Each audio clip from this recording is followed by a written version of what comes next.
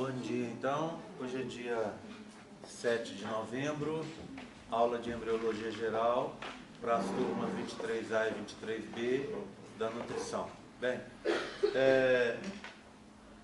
começar falando primeiro do cordão umbilical, relembrar a vocês aquele modelo do dobramento em que o cordão umbilical está em formação também, ou seja, ocorre uma aproximação entre o pedículo vitelínico e o pedículo embrionário.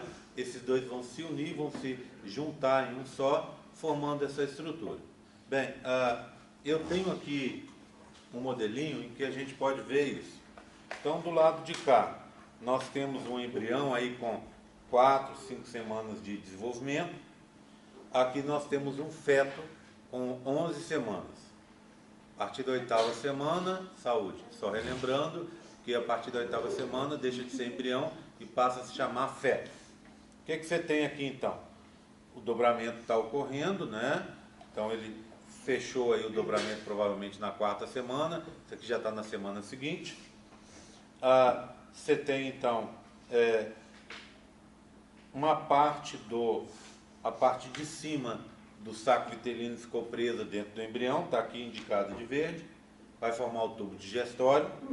O meio está sendo comprimido e vai formar o pedículo vitelínico, e essa parte de baixo vai desaparecer, igual nós vimos lá na parte de dobramento, não é? Bem, uma das consequências do dobramento é isso aqui que vocês estão vendo, a aproximação entre o pedículo embrionário, que tem um alantoide no seu interior, e o pedículo vitelínico que está se formando aqui. Bem, o que está faltando aqui? Foi cortado uma estrutura que é assim, não é isso? Que representa a cavidade amniótica. Eu tenho uma dica que ela está aqui, porque eu tenho um epitélio amniótico aqui pintado de azul escuro. Lembra que a gente só tem duas estruturas azul escuro nos modelos até agora. Um foi o nó primitivo, que obviamente não é esse aqui, e o outro é o epitélio amniótico, tudo bem? Então o amnio faria uma cavidade no entorno desse embrião. Bem, se eu for olhar então, fizer um pontilhado aqui, ó, eu consigo ter uma ideia do aspecto tridimensional dessa estrutura. Porque aqui é um corte longitudinal, e agora eu consigo pegar esse corte longitudinal e virar ele na minha direção. Então, quando eu faço isso nessa região pontilhada, eu vejo isso aqui, ó, uma estrutura meio arredondada, que tem, obviamente, vamos pegar daqui e aqui, as extremidades dela. Ela tem azul, que é o quê? O epitélio amniótico, está aqui. Aí você tem essa estrutura e essa de baixo. Essa de baixo aqui, ó, é essa de cá, tá? Que é o pedículo vitelínico. Tem vasos sanguíneos no entorno dele. A gente viu isso no modelo do dobramento, em que na parede do vaso você tinha um monte na parede do saco vitelino, você tinha um monte de vasinhos se formando, indicados por linhas rosas, tá? Então, esse aqui é o pedículo vitelínico e na parede dele vasos sanguíneos.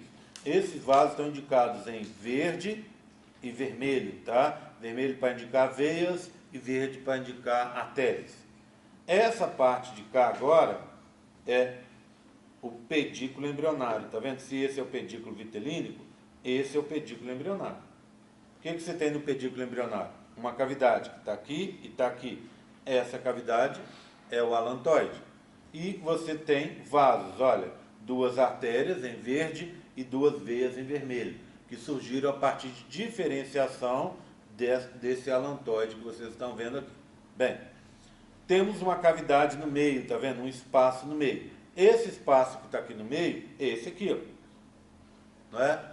Que espaço é esse? Se eu pegar um outro modelo, deixa eu mostrar para vocês, um modelo muito parecido com esse aqui, na mesma época, tá? Para a gente entender um pouco melhor. É esse modelo aqui, ó. Aquele modelo da UFMG, de dobramento. Então, o que você tem?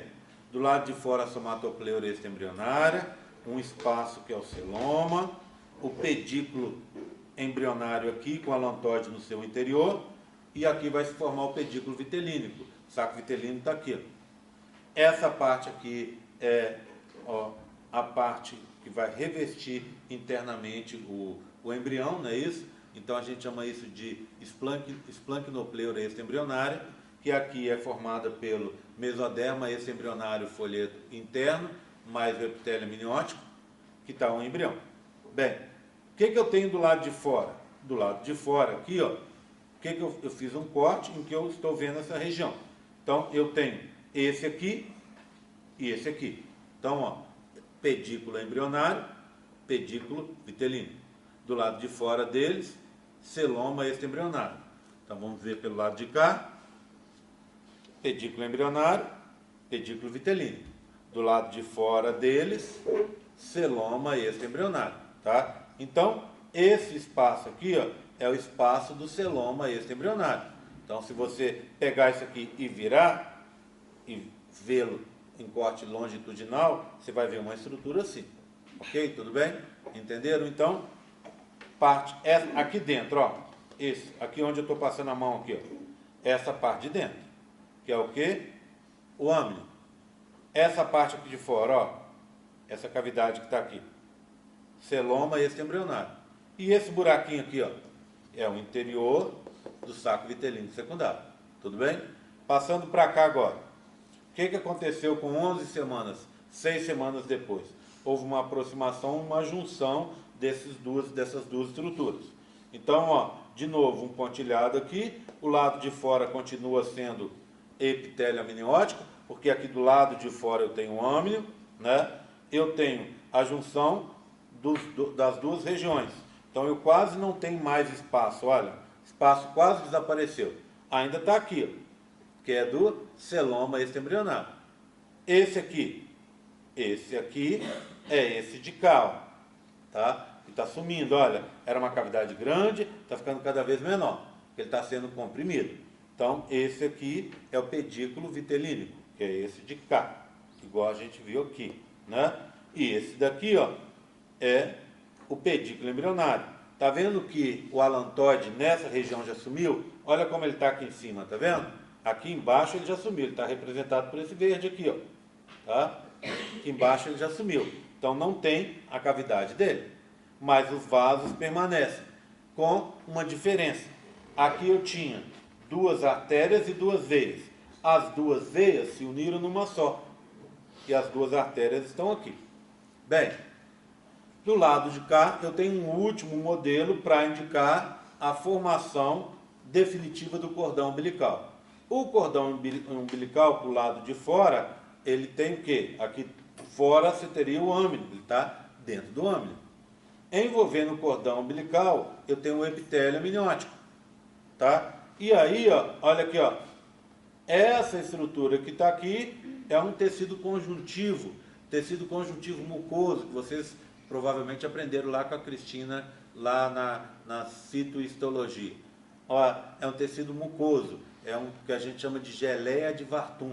Esse tecido mucoso, ele tem uma abundância de matriz extracelular. Essa é a característica dele. Ele não tem muitas fibras, não tem muitas células, mas tem muita matriz extracelular. Ele é muito molinho, vamos dizer assim, porque é rico em matriz extracelular.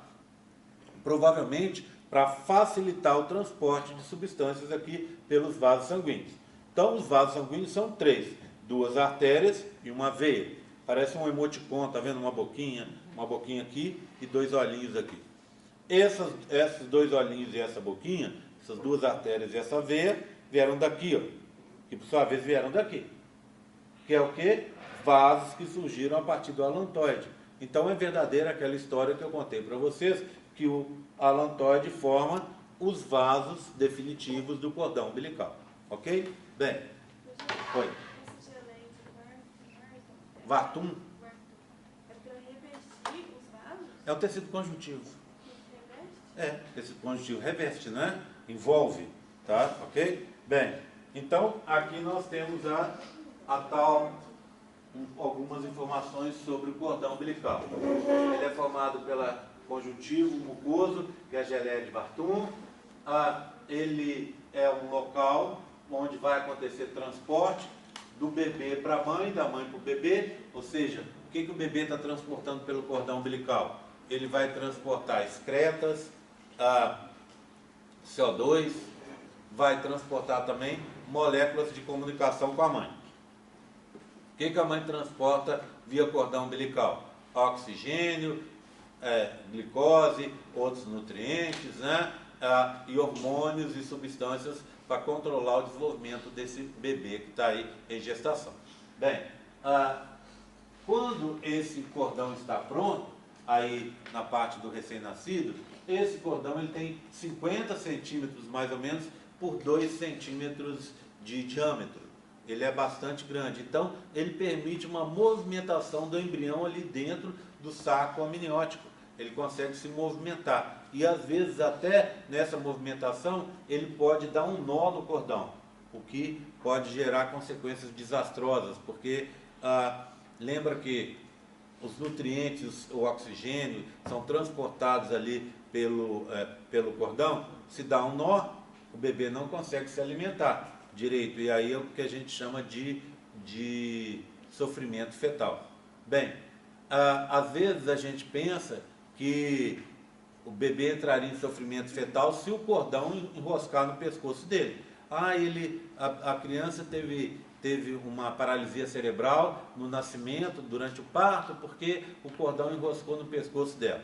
Bem, pode ser, mas esse cordão pode enroscar em outros lugares também. Pode enroscar no pezinho, na mãozinha, e ele não conseguir tirar, e aquilo espremer, apertar o cordão, comprimir o cordão, gerando uma falta de oxigênio, que pode ter consequências danosas para o bebê. Ok? Tudo bem? Entenderam então? Por que não é simplesmente enroscar no pescoço? Porque o bebê não respira pelos pulmões. Nesse momento ele está recebendo a respiração via cordão umbilical. Então o pulmão, ele nesse momento está cheio de água. Não é uma respiração pulmonar, é o que está acontecendo. Ok? Tudo bem? Então aqui está o Vartum da geleia de Vartum. Bem, outra coisa interessante que a gente observa é uma coisa que se chama hérnia umbilical fisiológica, que eu tenho aqui para mostrar para vocês. Tanto nesse modelo, esse modelo meu veio dessa figura daqui, tá vendo? Igualzinho. Quanto nesse daqui, que é um modelo, que é uma figura do Mu e Pessoa, em que você tem o sistema digestório, aqui é o alantoide, tá vendo? Já formando bexiga, formando as estruturas aqui, tá vendo? Né? Do sistema urinário e genital. E aqui é o tubo digestório, o estômago estaria aqui, o intestino delgado se formando aqui, e para trás vai formar o grosso. O que acontece? Não dá espaço na barriga do bebê para que esse intestino sofra o alongamento que ele precisa e a diferenciação que ele precisa. Então, parte desse intestino avança para dentro do cordão umbilical, dando uma hérnia, né? Hérnia é quando você tem uma alça do cordão, uma alça do intestino, que fica presa na parede do corpo, e às vezes fica até para fora. E essa alça, ela é um perigo para acontecer o que a gente chama de hérnia encarcerada. O que é isso? É quando simplesmente restos de alimento, fezes, entram para dentro daquela alcinha e ficam presos, não conseguem sair. Aquilo acaba gerando uma infecção, pode romper, estourar aquela estrutura e gerar uma infecção generalizada, uma septicemia. Bem, essa aqui não é esse caso, ela é diferente, porque ela é fisiológica. Quando a gente fala alguma coisa fisiológico, a gente quer dizer que é alguma coisa que se resolve durante o processo de desenvolvimento normal. Então, no final da gravidez, o bebê vai estar maior, vai ter mais espaço na barriguinha dele, e aí sim, as alças intestinais vão entrar para dentro da barriga dele, tá? Vão entrar e vai ter mais espaço. Nesse momento, como falta espaço, elas ocupam esse início do cordão umbilical, tá? É o que a gente chama, então, hérnia umbilical fisiológica. Então, quando eu olho o cordão umbilical, aqui eu tenho um modelo de placenta, daqui a pouco a gente vai conversar sobre ele. Então, o cordão umbilical, tá vendo? Ele é revestido pelo epitélio amniótico. Depois, aqui o rosa é a geleia de Vartum, tecido conjuntivo mucoso. Lá dentro eu tenho uma veia, aqui de vermelho, e aqui mais externamente eu tenho duas artérias, tá vendo? Indicadas aqui em azul. Ok? Tudo bem? Tranquilo? Tá? Bem, cordão umbilical, alguma dúvida? Tranquilo? Eu gosto dessa aula quarta de manhã, Porque está todo mundo anestesiado, inclusive eu. Oi, aí, tem alguém que não está anestesiado. Oi, Um tempo atrás, em um artigo que falava sobre o benefício de deixar o bebê conectado ao cordão umbilical até acho que 3 minutos depois do nascimento. Sim. Para estar ajudando na questão de ele ter anemia, né, na primeira infância, e ajudando a respiração. Era sobre isso. Eu vi uma vez uma coisa sobre isso, mas eu não, te contar que eu não me lembro exatamente qual que é o motivo, não. E agora estava entrando na mídia a questão do parto de lótus, que é deixar o bebê conectado na placenta, mesmo até desgrudar. Sim. Você vê algum benefício? Não vejo vantagem nenhuma, para dizer a verdade, tá? Não sei em relação àquele sangue, o retorno daquele sangue que está no cordão umbilical para o bebê. Aí sim, ele ganha mais sangue, um sangue que ele perderia, que se você pinçar e cortar aquilo rapidamente, aquele sangue fica ali e não vai para o bebê. Essa é a única função que eu vejo. Deixá-lo com aquela estrutura pendurada ali não representa nada, porque na realidade, ou talvez represente no máximo uma fonte de infecção possível para ele. Porque no momento que ele nasce, ele está respirando o ar, então ele não precisa mais daquela estrutura deixou de ter uma função. Mas é uma estrutura aberta, então existe uma chance de um micro-organismo, alguma coisa assim, invadir aquela estrutura e causar um problema. Tá? Não sei como é que é feito o parto, mas assim, existe um risco potencial que eu vejo. Tudo bem, tranquilo? Oi. Aquela geleia que você falou, Vartum. ela está nos vasos? Não, é um tecido conjuntivo, gente. O que é tecido conjuntivo? Não, então, mas ela está onde? É o rosa. Você tem aqui, ó. Epitélio amniótico pelo lado de fora. Tudo bem? Epitélio amniótico, o azul. Está aqui. 2 artérias e uma veia. Vou fazer sorridente aqui, ó, para você guardar mais tempo. Tudo bem? Onde está a geleia de Vartum? E tudo aqui. Isso aqui é geleia de Vartum. Tecido conjuntivo mucoso. Ok? Tudo bem? Tranquilo? Vartum assim, ó. W. Vartum. Certo? Tranquilo? Podemos seguir então? Passar para outro tópico? Pode. Bem, tudo isso aqui, ó, hoje é para a gente chegar nisso aqui, que é o que me interessa. Mas para chegar nisso aqui, eu preciso falar dessas coisas aqui antes, tá bom? Então vamos falar primeiro, agora, sobre o córeo. O córeo é um anexo embrionário, um conjunto de estruturas que envolve externamente o embrião. Se envolve externamente o embrião, obviamente ele serve para proteção. E serve também para controlar as trocas entre o corpo da mãe e o corpo do embrião. Tá? Deixa eu guardar aqui. Bem, córeo, eu já falei para vocês um pouquinho sobre ele, né? Disse para vocês que ele é formado pelo sincício, citotrofoblasto e pelo mesoderma embrionário. Mas agora nós vamos aprender um pouco mais sobre ele, tá? Vou começar com esse modelo aqui, que é o modelo que vocês conhecem. Esse carinha aqui, ó. É aquele modelo de descascar, modelo número 2, certo? Olha aqui. Quando eu olho, eu vejo o seguinte. O lado de fora é o sincício, depois eu tenho o citotrofoblasto.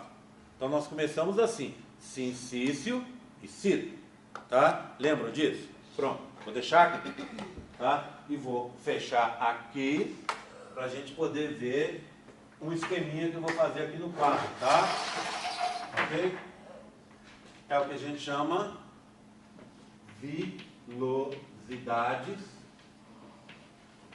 coriônicas. São primária, as primárias,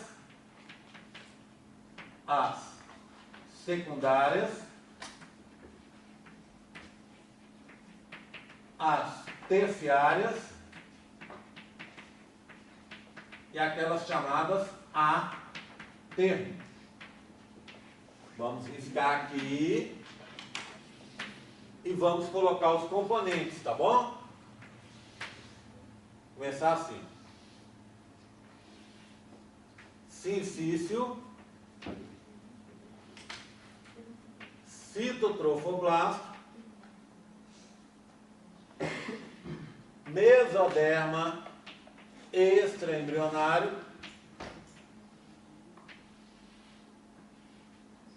e vasos sanguíneos, tá?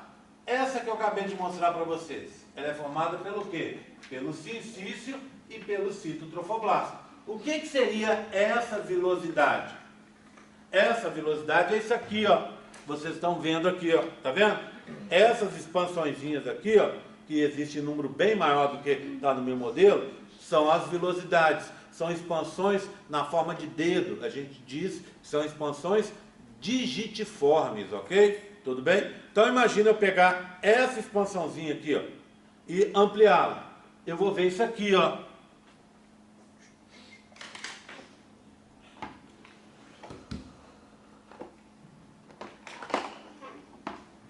Achei. Eu vou ver isso aqui, ó. Olha, uma expansãozinha em forma de dedo, tá vendo? Tá? Várias expansõezinhas em forma de dedo. Do lado de fora, sincício, é o laranja. Do lado de dentro, citotrofoblasto. São dois componentes. É a vilosidade coriônica primária. O que acontece depois? Lembra desse modelo aqui, ó?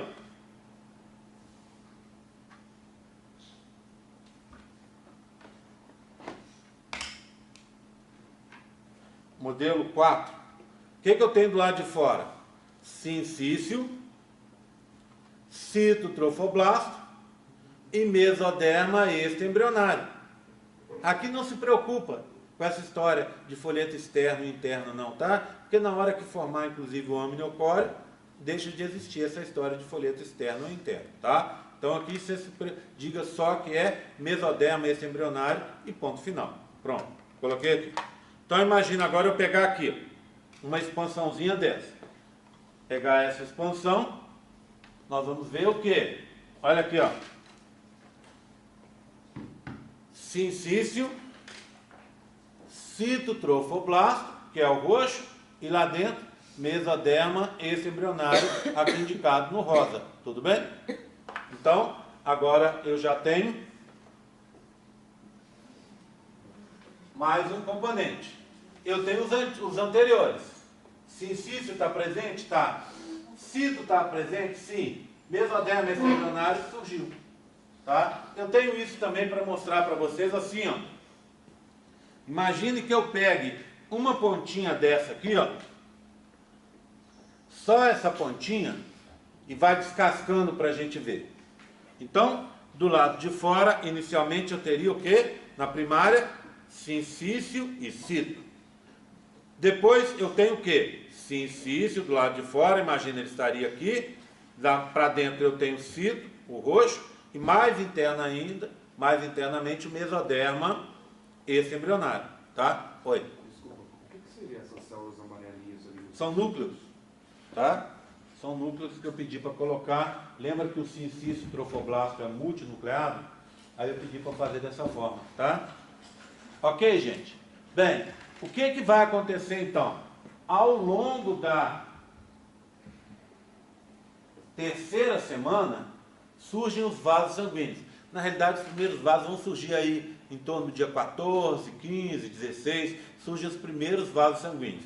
Por que surgem vasos sanguíneos tão cedo? Porque o bebê está em crescimento acelerado e é necessário vasos sanguíneos para permitir com que os nutrientes, o oxigênio, o CO2, os hormônios, as moléculas de sinalização, etc., etc., sejam movimentados de um canto para o outro com mais facilidade. Então, logo no início, vão surgir esses vasos sanguíneos. E aí a gente vai ter mais um componente. Então, ó, sincício, cito, mesoderma e agora vasos sanguíneos. São as vilosidades coriônicas terciárias. Eu tenho delas para mostrar aqui para vocês nos dois modelos aqui. Ó. Olha, vê bem. Do lado de fora, sincício. Lá dentro, cito. Tá? Depois, dentro, mais internamente, o mesoderma. E esses azuis claros e vermelho escuro seriam os vasos sanguíneos que surgiram. Tá? Então, vilosidade coriônica terciária. Eu posso vê-la aqui também, ó. Olha, do lado de fora, sincício, mais internamente citotrofoblasto, mais internamente ainda mesoderma extraembrionário e vasos sanguíneos aqui. Diga, Alencar. Azul para representar a veia e vermelho para representar a artéria, nesse caso aí? Ou não? Não tem nada a ver. Depende, a gente vai conversar sobre isso daqui a pouquinho. Tá? Aguarda só um pouquinho que eu preciso explicar isso aí que você está me perguntando. Tudo bem? Tranquilo, gente? Tá? Estão entendendo? Agora, existe uma outra terminologia que eu preciso contar para vocês. É a terminologia chamada atermo. Atermo, para a gente, popularmente, significa uma coisa que acontece perto do momento do parto. De um parto que ocorra no tempo correto. Ou seja, um bebê que nasce a termo é o bebê que as pessoas popularmente chamam bebê que nasceu no tempo. O que é nascer no tempo? Não é nascer na chuva, no frio, não. É nascer no tempo certo. Ou seja, com 38 semanas e meia de gestação. Esse é o bebê a termo, ou que nasceu no tempo. Ou que não é prematuro, não é verdade? Nascer de forma prematura, bebê prematuro, é o bebê que nasceu, como diz popularmente, fora do tempo. Ou um bebê que não alcançou as 38 semanas e meia. Agora, tudo que acontece perto do momento do parto, que já conseguiu uma configuração que vai seguir até o momento do parto, a gente usa a terminologia a termo, tudo bem? Então, depois dos 6 meses aí de gestação, as vilosidades coriônicas, elas já assumem uma configuração que vai ser mantida até perto do parto, até o parto. Essa configuração, então, faz com que essas vilosidades coriônicas sejam chamadas a termo. O que eu tenho nessas vilosidades? O sincício está presente, mas ele está mais fino, mais delgado, tá? O citotrofoblasto, ele desaparece, formando uma estrutura chamada manto citotrofoblástico. Eu vou explicar daqui a pouco, tá? O mesoderma está presente. Os vasos sanguíneos também. Só que agora esses vasos têm um diâmetro maior, ou seja, um calibre maior, e são mais periféricos. O que está acontecendo a partir dos 6 meses? A partir de 6 meses aí, o bebê ganha peso e cresce bastante. Ele mais que triplica o tamanho dele, com 6 meses para frente. Então ele vai sair aí de umas 600 gramas por aí e vai atingir 3,5 kg, às vezes chegando até 5 kg. Então ele vai crescer bastante nesse período. E aí, para crescer, ele precisa de nutrientes, e os nutrientes vêm pelas vilosidades coriônicas. E alcança as velocidades coriônicas, depois passa pelo cordão umbilical para chegar no bebê, não é verdade? Então, o que acontece com essas velocidades? Elas vão crescer, vão afinar os componentes externos dela, por isso o sincício fica fininho, o cito desaparece, os vasos que eram centrais, igual vocês viram aqui, ó, eles vão ficar mais calibrosos e periféricos, para facilitar o transporte, tá? Então, está aqui o mesoderma, os vasos sanguíneos, o sincício está bem fininho, em comparação com o de cá, o citotrofoblasto desapareceu. Na realidade, ele não desapareceu. O citotrofoblasto se transformou em umas estruturas externas que servem para ancorar essa vilosidade coriônica no corpo da mãe, na região que a gente vai aprender daqui a pouco, que a gente chama de decídua, tá? Então serve para ancorar a velocidade ali. Então eu tenho essa visão aqui também, ó. Olha aqui, ó. O que eu tenho aqui? Aqui estariam, tá vendo? Nas extremidades, essa região de ancoragem que eu chamo, como fica de fora é manto, tudo que cobre é um manto, que vem do trofoblasto, então do citotrofoblasto. Então manto citotrofoblástico. Se eu olhar aqui do lado de fora, eu tenho o sincício, eu não tenho o cito, que desapareceu, virou o manto citotrofoblástico, o mesoderma está aqui, e olha, compara os vasos, aqui e aqui. Aqui eles são mais finos e mais centrais. Aqui eles são mais calibrosos, mais largos, com diâmetro maior e mais periféricos. Para o quê? Para que o vaso fica assim? Para facilitar o transporte. Tá? Por que desaparece o cito? Para ancorar, para segurar essa velocidade no corpo da mãe, para ela não se arrebentar, já que ela está ficando maior e mais delicada. Tá? Por que o sincício fica fininho? Para facilitar o transporte também.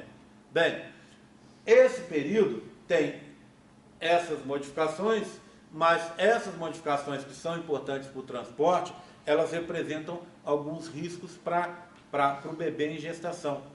Essas velocidades, elas têm muita facilidade de arrebentar. É o que a gente chama a ruptura da placenta ou deslocamento da placenta. Como é que é isso aí?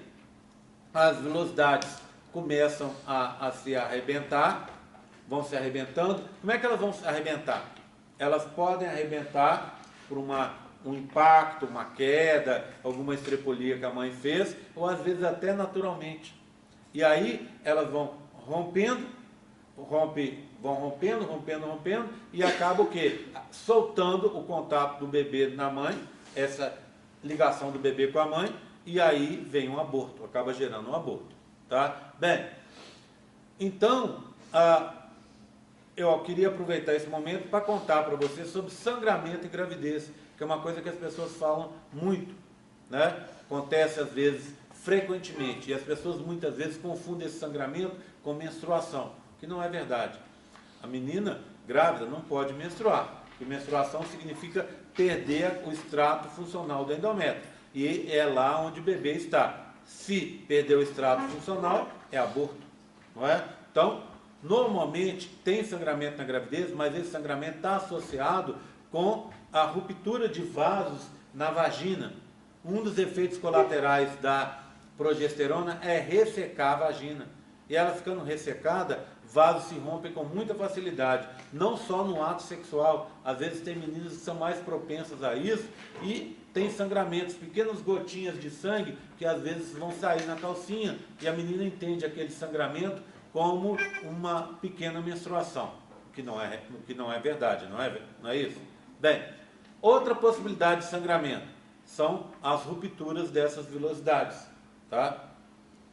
Que pode gerar essa ruptura da placenta, certo? E uma terceira e última possibilidade é um aborto propriamente dito que estaria acontecendo ali. Bem, nenhuma paciente, nenhuma de vocês, nenhuma amiga de vocês ou parente tem obrigação de saber distinguir uma coisa da outra. Os sangramentos são bem diferentes, tá? Um sangramento de menstruação é um sangramento de ruptura das velocidades é outro, e um sangramento vaginal é outra coisa diferente.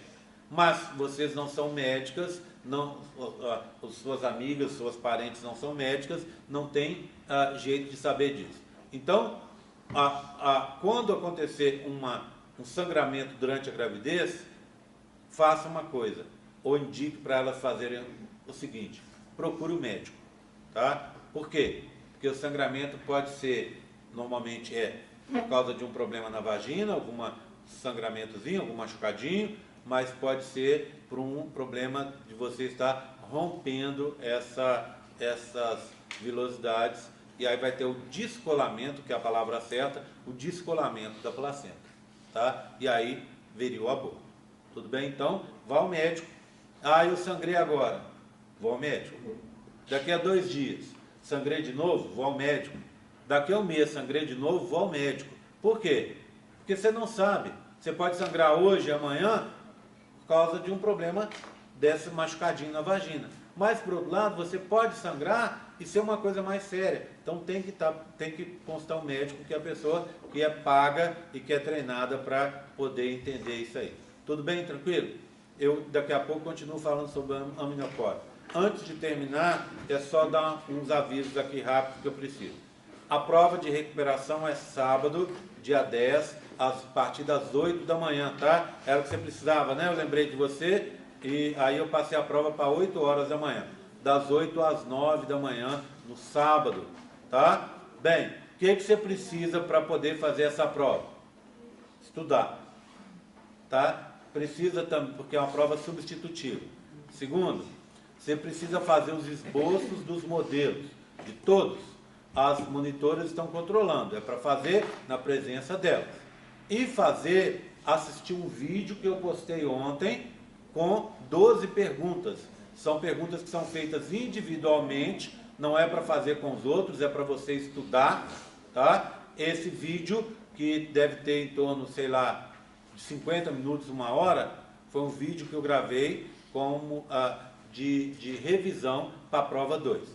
Então, para a prova 2, como a gente está tendo um monte de eventos aqui, eu estou participando de CIUFLA, de Conex, etc., eu não tenho tempo de dar essa aula de revisão como eu dei na prova 1. Então, o que vocês vão fazer? Vão assistir o vídeo e responder as perguntas. Quem não responder individualmente todas as perguntas, ou deixar alguma pergunta em branco, não vai fazer a prova no sábado. Tá combinado? Tá? Eu vou conferir. Data para você terminar os modelos. Quinta-feira. Amanhã. Conhecido também como amanhã. Tá? Data para você terminar o questionário. Eu pus sexta-feira, acho que 4 horas da tarde. Ah, por que você não põe meia-noite? Não põe meia-noite porque eu preciso conferir quem é que fez. E a prova é às 8 da manhã. Combinado? Tá? Alguma dúvida? Chamada? Por que você trocou o horário que a prova ia ser Tem às gente 9? que tem prova. Tá?